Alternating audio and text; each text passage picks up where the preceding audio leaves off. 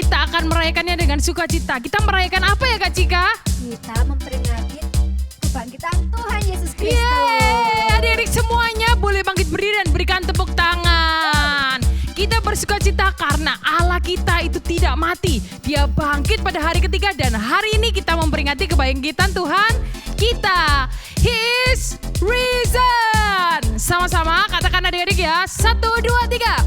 He is risen. Nah Kak Rizka ada gerakannya nih ya. 1, 2, 3 sama-sama. He is risen. Sambil lompat ya. 1, 2, 3. He is risen. Wow. Nah adik-adik Kak Rizka mau bacakan 3 ayat. Dan kita akan baca bersama-sama ya. Nanti Kak Cika akan bantu membaca di ayat 14. Ayatnya ada di mana? Di 1 Korintus 15 ayat 3 dan 4. Lalu kita akan ke ayat 14. 1 Korintus 15 ayat 3, 4 dan ayat 14. Kita baca sama-sama ya. 1, 2, 3.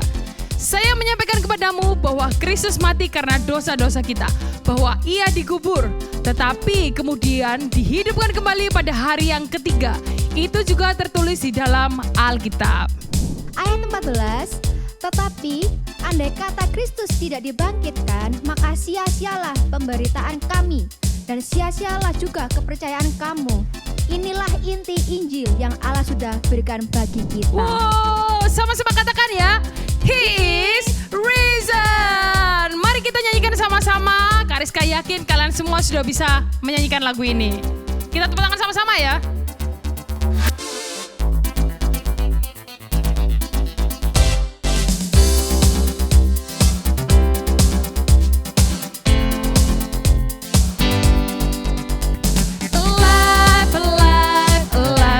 Forevermore, my Jesus is alive, alive forevermore, alive, alive, alive forevermore, my Jesus is alive. Sing hallelujah, sing hallelujah, my Jesus is alive forevermore. Sing hallelujah, sing hallelujah, my Jesus is alive. One more time.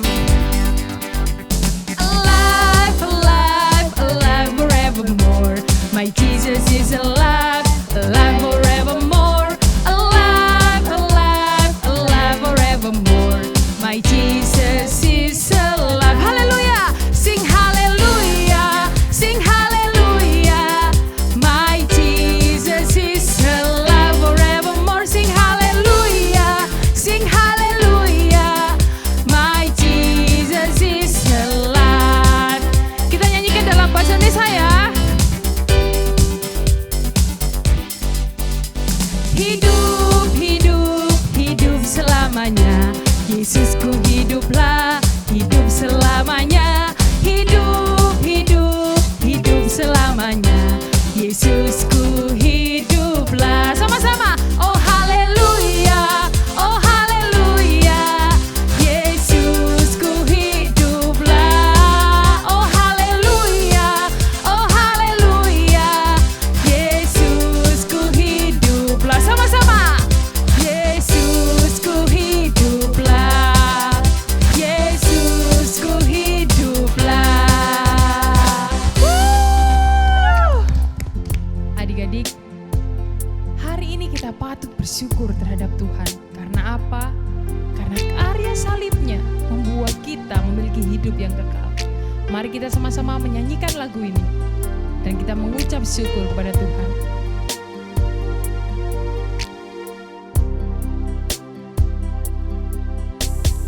Hanya Kau Tuhan di hidupku, Kau berikan hidup yang baru. Darah-Mu menyucikan, pulihkan hatiku. Ku nyatakan Kaulah segalanya. Engkaulah sumber pengharapan. Kuasa-Mu sanggup menyembuhkan.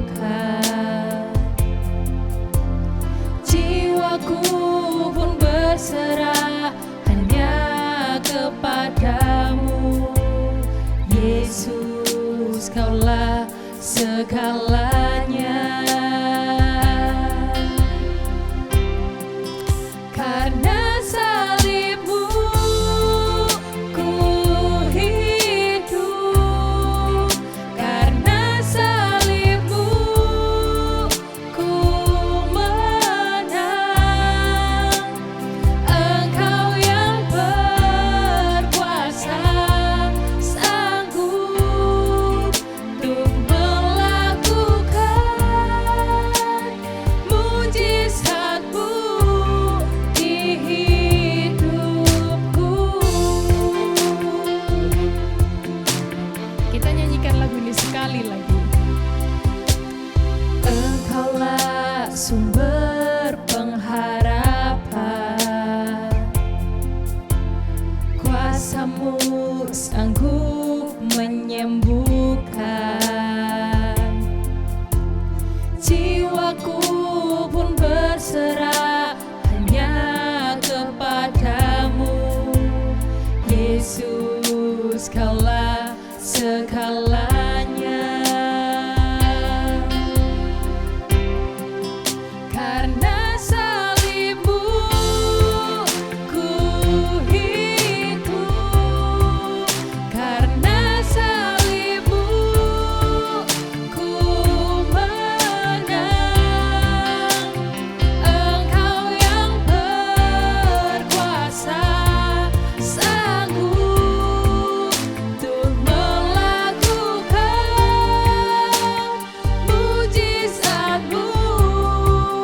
Karena salibmu ku hidup, karena salibmu ku menang. Engkau yang berkuasa, sanggup untuk melakukan mujizat-Mu di hidupku. Engkau yang berkuasa, sanggup untuk melakukan mujizat-Mu di hidupku.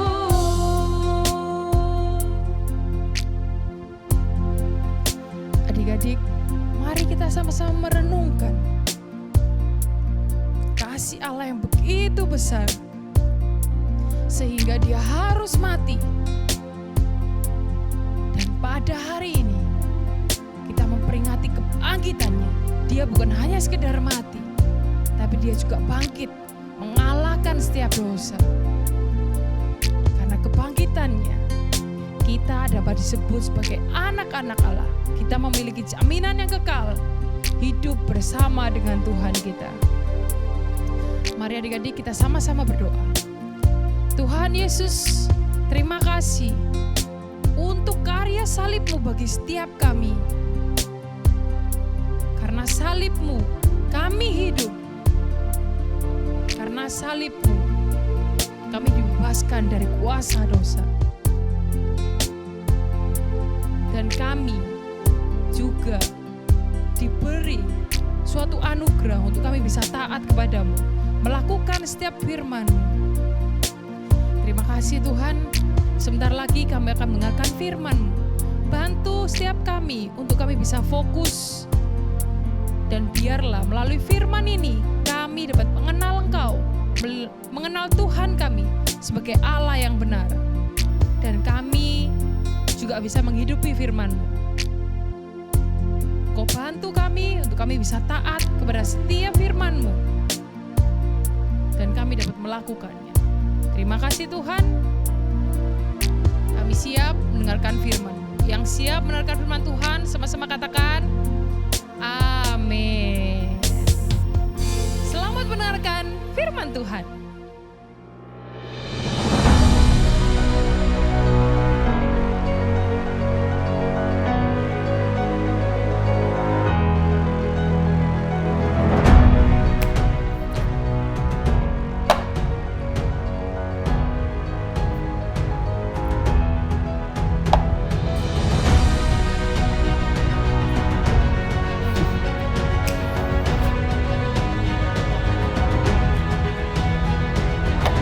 Kak.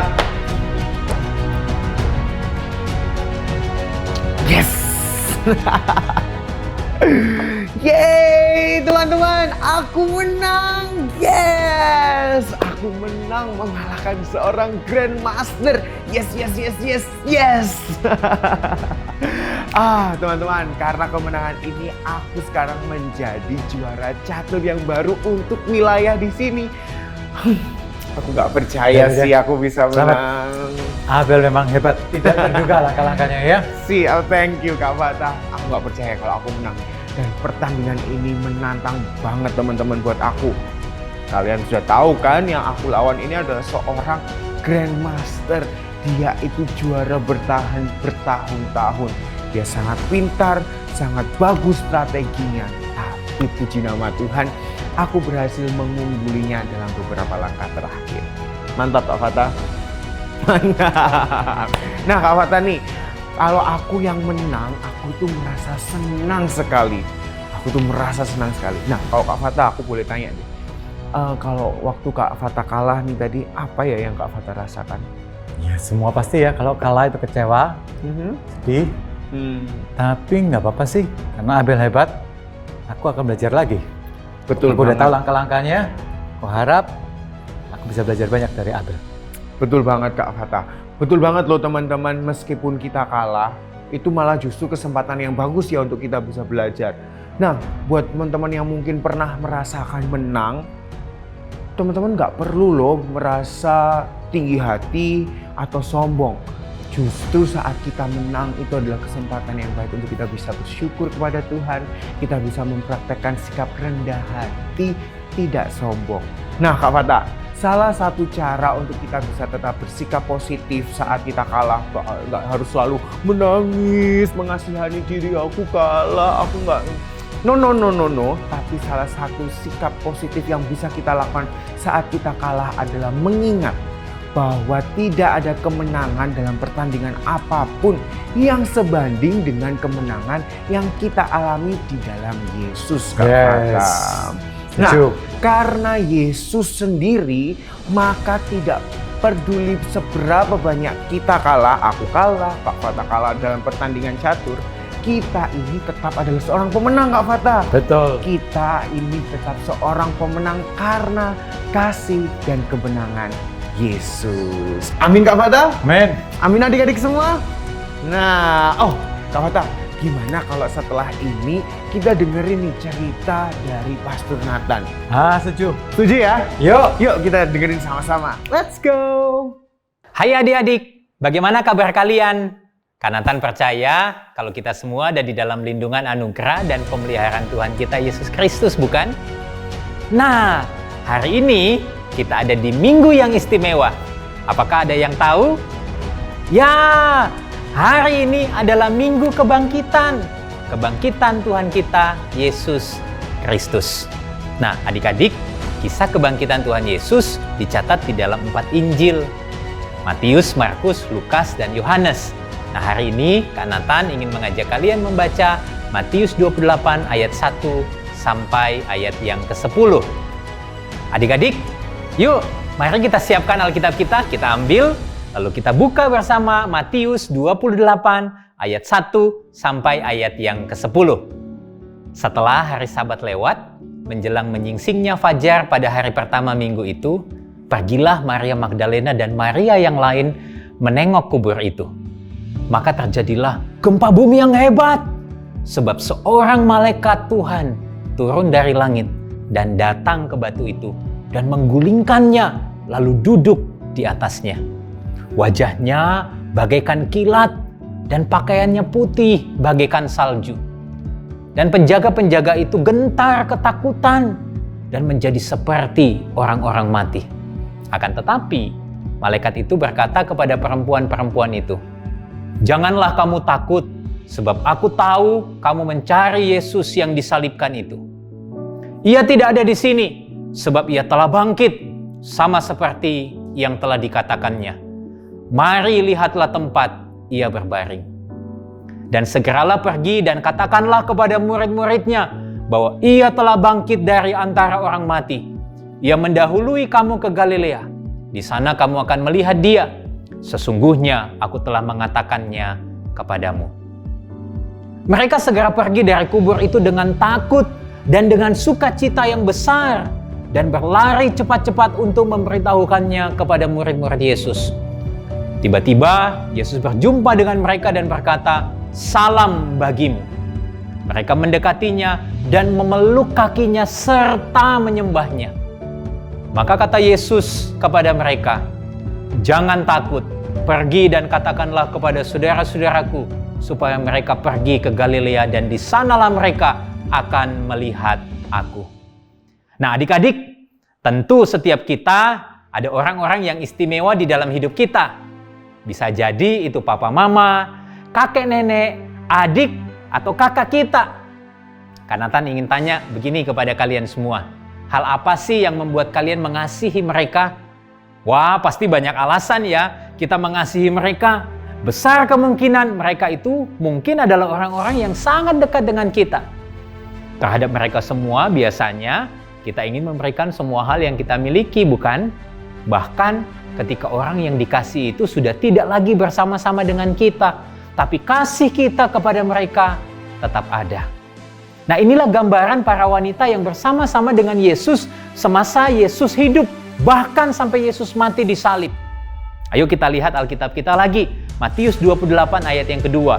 Setelah hari Sabat lewat, menjelang menyingsingnya fajar, pada hari pertama minggu itu, pergilah Maria Magdalena dan Maria yang lain menenggok kubur itu. Setelah hari Sabat lewat, ketika pagi mulai tampak, pergilah Maria Magdalena dan Maria yang lain ke kubur Yesus. Mereka bawa rempah-rempah ke kubur itu dan meminyaki Yesus. Apa yang mereka lakukan? Itu adalah ekspresi dari hati mereka yang mengasihi Yesus. Mereka mengasihi Yesus di saat-saat tersulit hidup Yesus.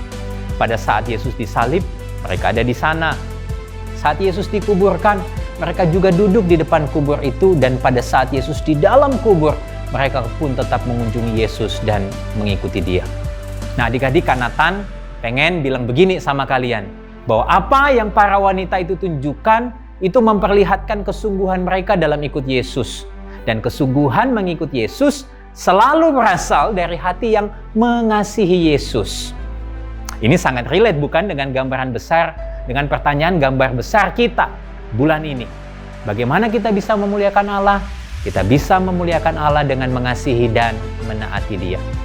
Pertanyaan yang perlu kita renungkan hari ini adalah, sebesar dan sedalam apakah kasih kita kepada Yesus? Berapa banyak waktu yang kita pakai untuk berdoa dan membaca Alkitab sebagai wujud kasih kita kepada Yesus?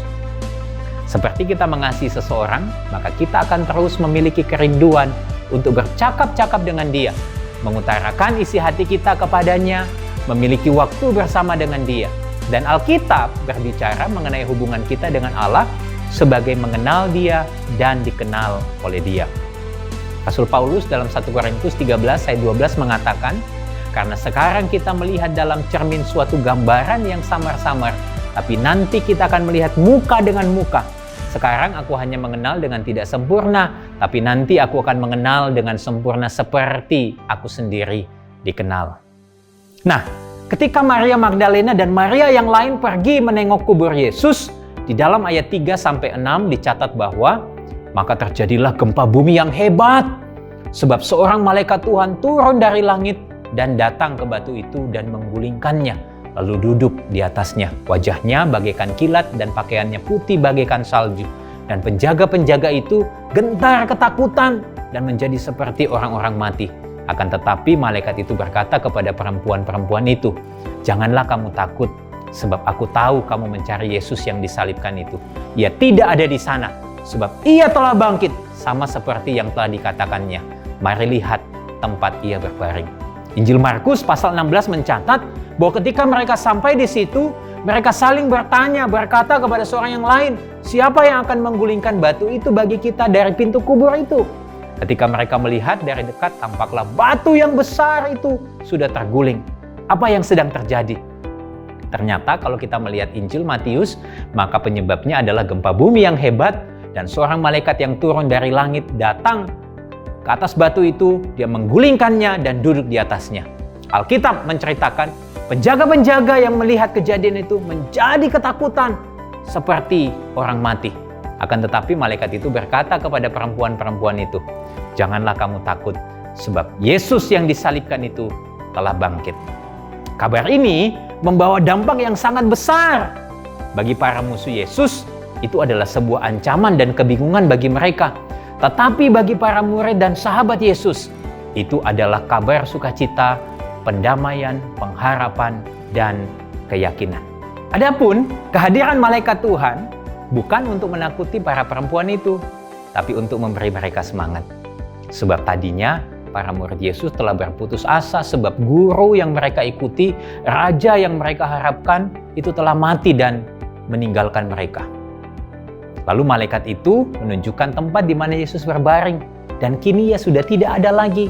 Hal ini memberikan keyakinan kepada para perempuan-perempuan itu, sebab mereka juga sampai saat itu belum mengerti dan memahami perkataan Yesus bahwa ia akan bangkit. Firman Tuhan mengatakan, "Berbahagialah mereka yang tidak melihat namun percaya."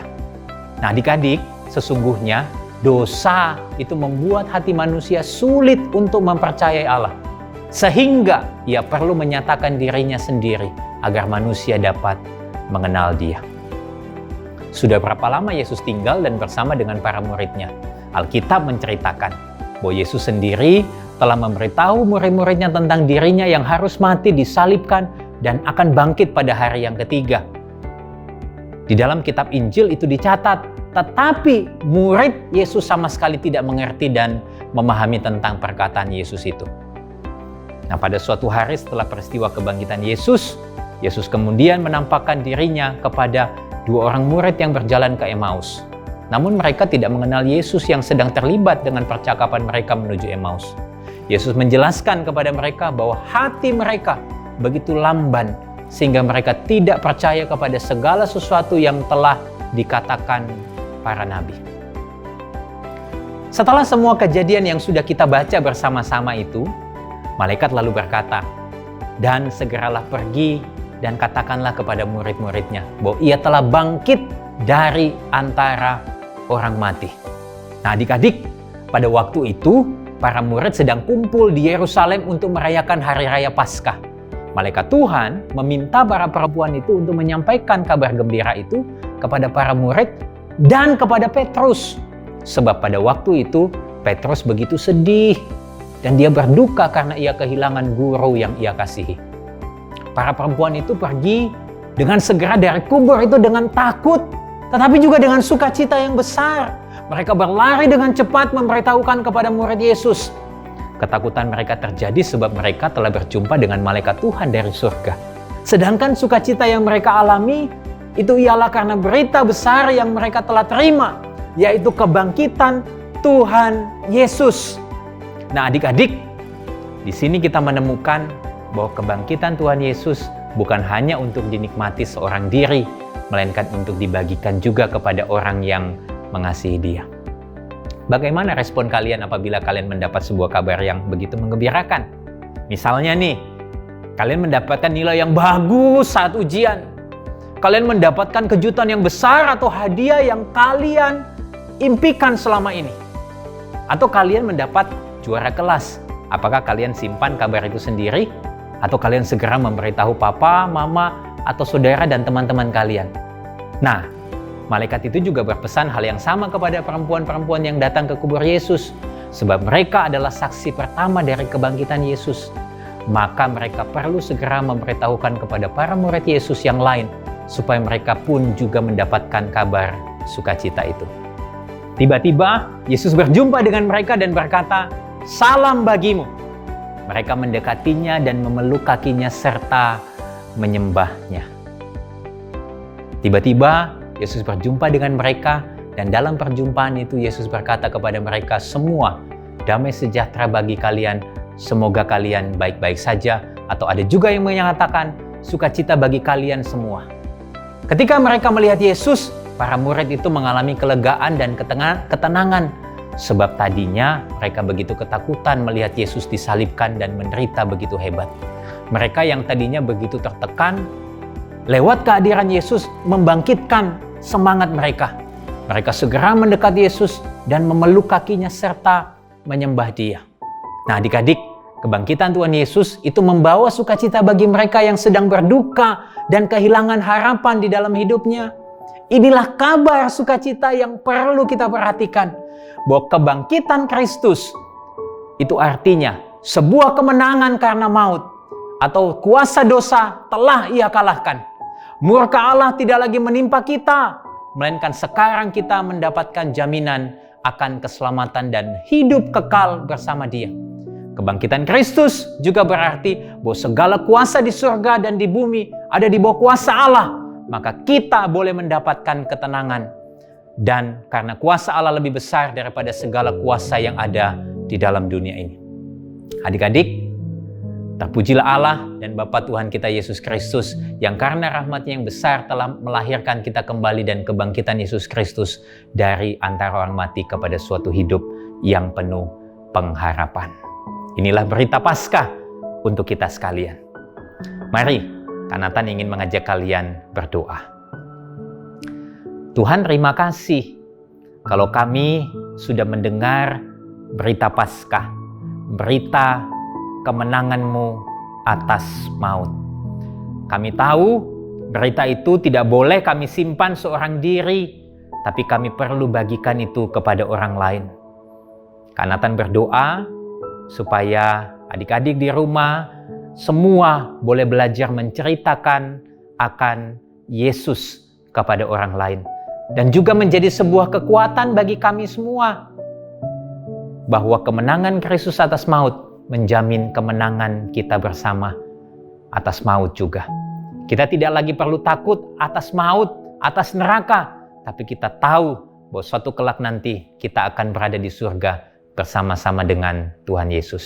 Terima kasih Tuhan. Ini doa kami di dalam nama Tuhan kami Yesus Kristus. Kami berdoa. Amin. Nah, adik-adik, hari ini yuk mari kita membaca ayat hafalan kita di dalam Ibrani pasal 13 ayat yang kelima. Ibrani 13 ayat yang kelima. Aku tidak akan pernah membiarkan kamu dan tidak akan pernah meninggalkanmu sendirian. Sekali lagi ya. Aku tidak akan pernah membiarkan kamu dan tidak akan pernah meninggalkanmu sendirian. Now, we are going to spell in English. Hebrew 13 verse 5. I will never leave you and I will never abandon you. Sekali lagi ya. I will never leave you and I will never abandon you. Nah, adik-adik, kita sudah baca ayatnya seperti cerita kakak tadi, bahwa sesungguhnya kebangkitan Tuhan Yesus memberi pengharapan dan jaminan kepada kita. Sekali-kali Dia tidak akan pernah meninggalkan kita sekalian. Adik-adik juga mesti percaya, apapun yang engkau alami, apapun yang adik-adik alami, Tuhan Yesus tidak pernah meninggalkan kita.